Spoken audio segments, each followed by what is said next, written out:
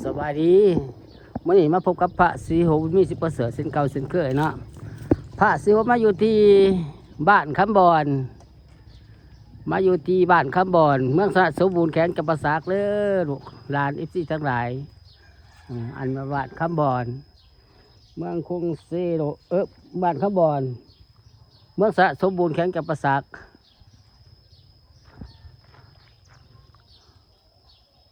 ไปขึ้นค่อยขึ้นพาขึ้นไปค่อยพาขึ้นไปเบิ่งค่อยเด้อเอฟซีทั้งหลายพาขึ้นไปดูไปส้มค่อยอีหยังนี่ฮะค่อยคำสังวาสบ่คำสลางนะบ่คำสลาง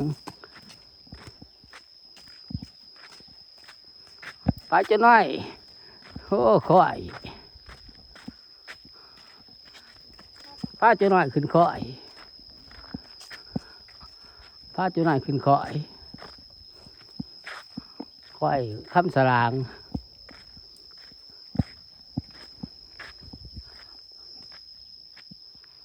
อยู่ที่บ้านคำบอนเมืองสระสมบูรณ์แข็งจำปาสักบรรยากาศสวยงามเนาะบรรยากาศสวยงามบ้านนอกคอกหน้าขับบอลเป็นบ้านสุดละบดป่าสุมาอยู่ที่บ้านขับบอลเมืองสระสมบูรณ์แข็งจำปาสักสิพาขึ้นไปดูไปส้มสวนอย่างสวนมันบ่สวนมันเนาะไปขึ้นขั้นใดยังชักกระเจ้วะพี่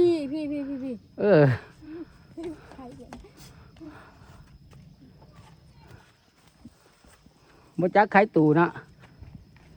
จะไปแกะว่าได้นี่มัดแม่แกะบ่ไม่แกะบ่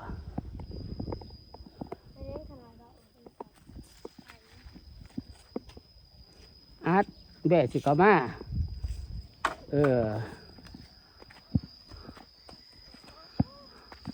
ปลาดูปลาส้มขึ้นผู้นะขึ้นผู้โอ้ธรรมศาสตร์สวยงามมาดูปลาส้มกันเอฟซีทั้งหลาย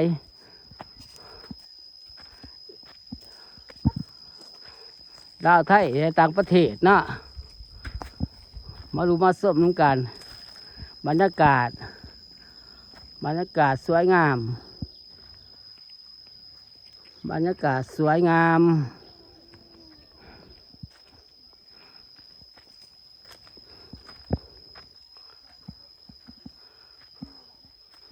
บรรยากาศสวยงามกำลังปลูกมันเนาะปลูกมันกำลังแดะสวนมันหากระปงสวนมันหากระปงบรรยากาศสวนมันบรรยากาศสวนมัน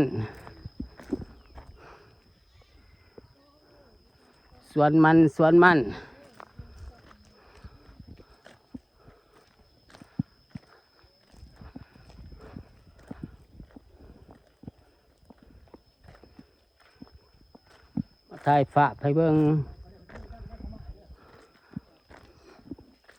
บรรยากาศ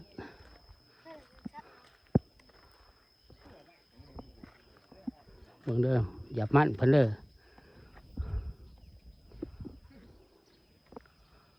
บรรยากาศอยู่ที่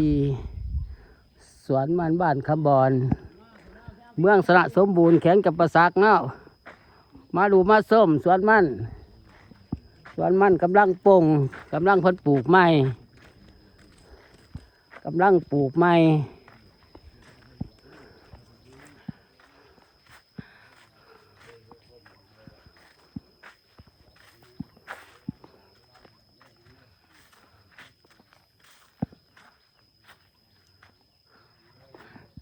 ฝากติดตามช่อง YouTube ของพระศรีโหมีสิประเสริฐให้เด้อกำลัง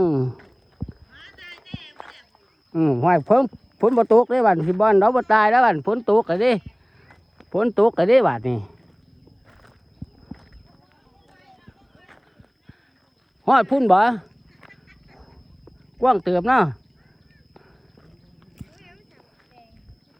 กว้างเติบเนาะ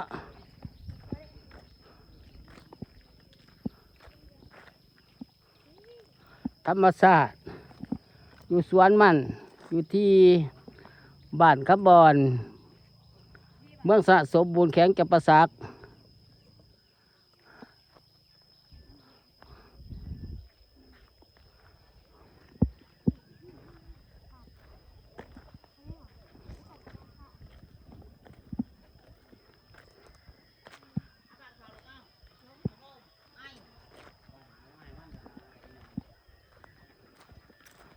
แล้วแคบเห็นกันบ่สวนหวะ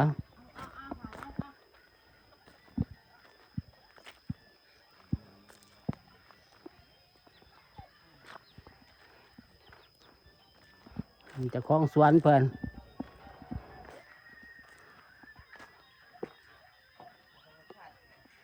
ก็ออกก่อนผู้ใหญ่ก่อนสวนเพิ่นใหญ่ก่อนไปผู้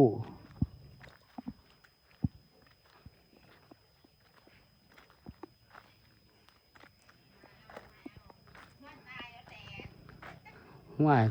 ของผลพันธุ์มีผลด้วยเนาะปัญหาก็ตกผล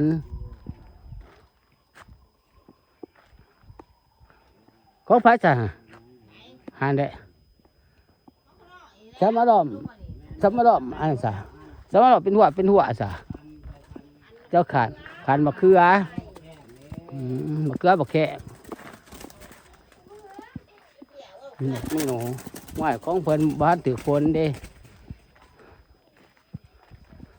นั่งพักผ่อนอยู่ตัวพักผ่อนอยู่นี่อยู่ห่มอยู่เถียงเพิ่น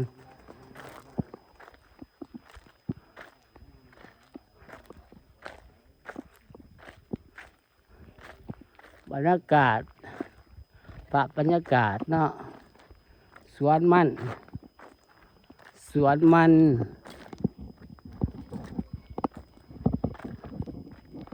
บรรยากาศสวนมัน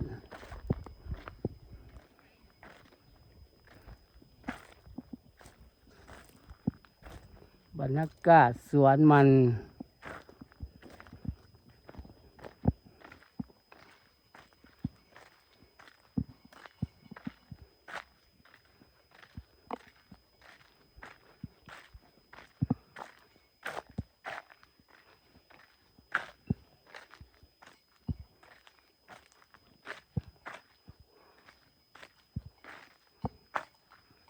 บรรยากาศ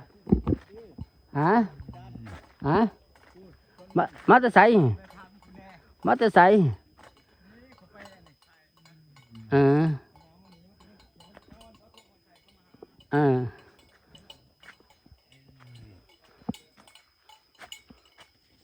บรรยากาศสวนมันเนาะ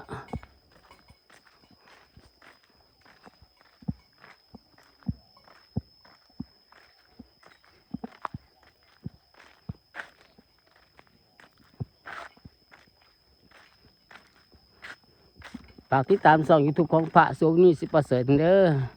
กดไลค์กดแชร์แน่กดติดตามให้แน่เนาะกดติดตามให้แน่